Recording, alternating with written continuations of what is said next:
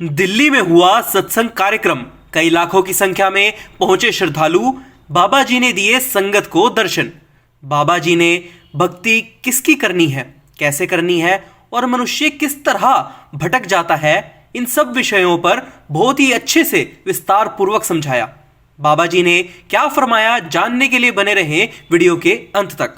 नमस्कार, आदाब, सत श्री अकाल आप सभी दर्शकों को राधा स्वामी जी।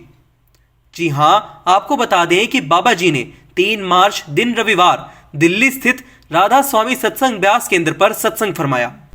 9:30 बजे पंडाल में पहुंचकर राधा स्वामी सत्संग अभ्यास के संत गुरु बाबा गुरिंदर सिंह ढिल्लो जी ने लाखों की संख्या में आई संगत को दर्शन देकर निहाल किया। आज जिस बाणी की तर्ज पर बाबा जी ने सत्संग फरमाया वह तीसरी पातशाही जी की बाणी, हर की पूजा दुर्लभ है संतो, कहना कछु ना जाई थी।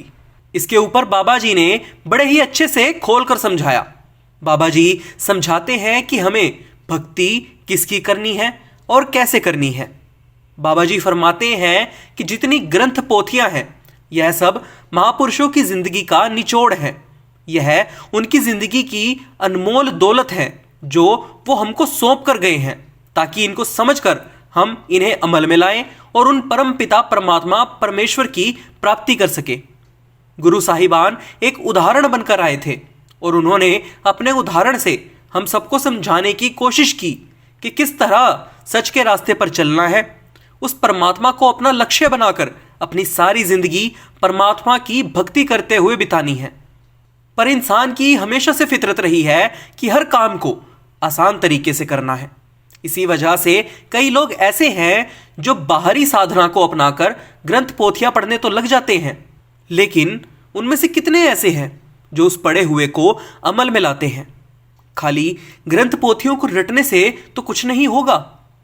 बात तो तब है जब आप उन पर अमल करके परमात्मा का भजन सिमरन करो, परमात्मा के नाम का जाप करो और अपनी आत्मा को परमात्मा से मिलाने की कोशिश की राह, जिसको भक्ति कहा जाता है, उस पर लगे रहो जब तक कि आपकी आत्मा का उन परम पिता परमात्मा से मिलन न हो जाए।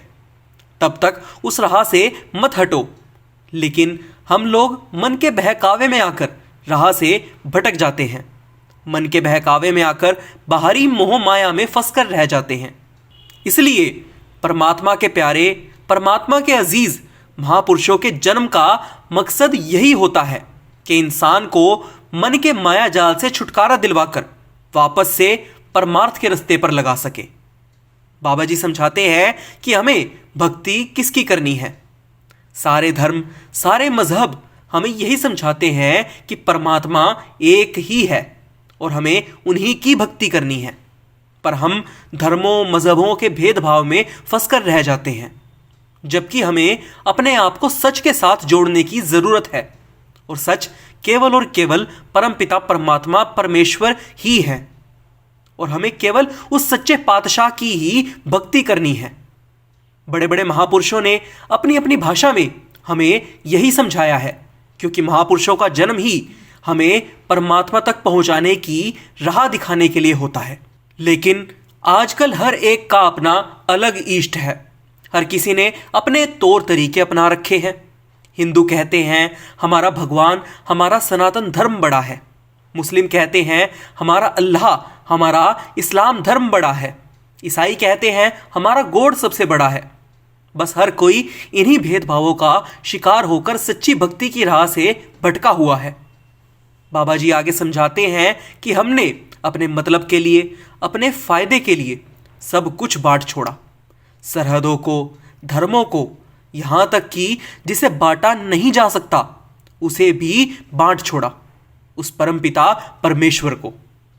खुद विचार करो कि कोई धर्म, कोई मजहब ऐसा है जो यह कहता हो कि 4 या 5 परमात्मा है। सबका सार अगर समझोगे तो हर धर्म हमें यही सिखाता है कि परमात्मा एक ही है और हमें उस परमपिता परमात्मा की ही भक्ति करनी है। जरूरत है तो बस अज्ञानता का भेदभाव और मनुष्य के 6 दुश्मनों काम, क्रोध, मोह, माया, मद और मत्सर के पर्दे को हटाकर अपनी विशुद्ध आत्मा को पहचान कर अपने अंदर विराजमान परमात्मा की भक्ति करके नाम का सिमरन कर अपनी आत्मा को उन परमात्मा में लीन करने की। लेकिन हम लोग भटके हुए हैं, हमें मालूम ही नहीं है कि भक्ति आखिरकार किसकी करनी है। हम लोग अनेकता में आकर फंस चुके हैं, भेदभाव के मारे हुए हैं। हर एक का अपना अलग इष्ट है, अपने अपने तौर तरीके हैं। लेकिन अगर आप किसी भी मजहब की गहराई में जाकर उसके सार को अच्छे से समझें तो आपको पता चलेगा कि हर धर्म का इशारा केवल और केवल एक ही परमपिता परमात्मा की तरफ है, जिन्होंने इस सगल सृष्टि की रचना की है, जिन्होंने हम सबको बनाया है।